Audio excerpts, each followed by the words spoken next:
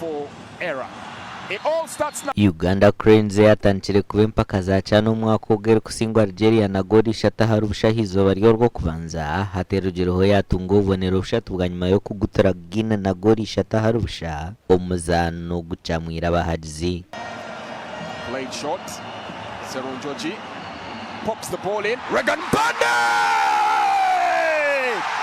He has finally done it! He's been knocking at the door. He's been baying for blood.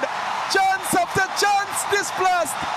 But the faith was kept and the moment has arrived. Come at the hour, come at the youngster, Regan Pande.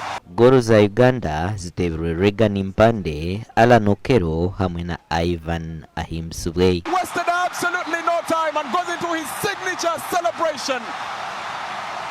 And the rest of the nation joins him in a sheer frenzy. The Cranes have doubled their tally here.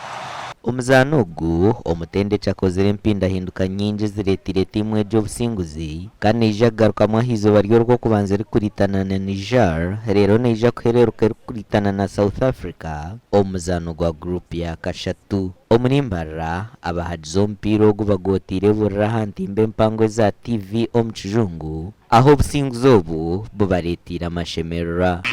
Alan Okello out on the flank. Alan Okello drifts past one. Okello trying to thread that through pass but well intercepted.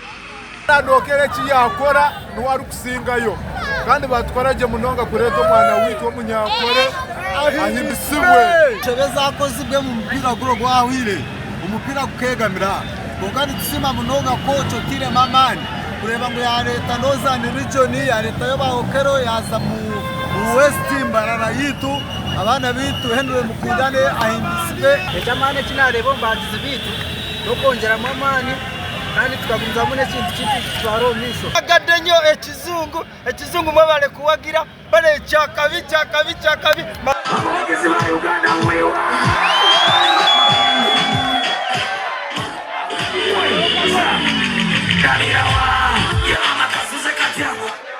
Na bwa nyuma habiriho no kutera za fireworks okujaguza.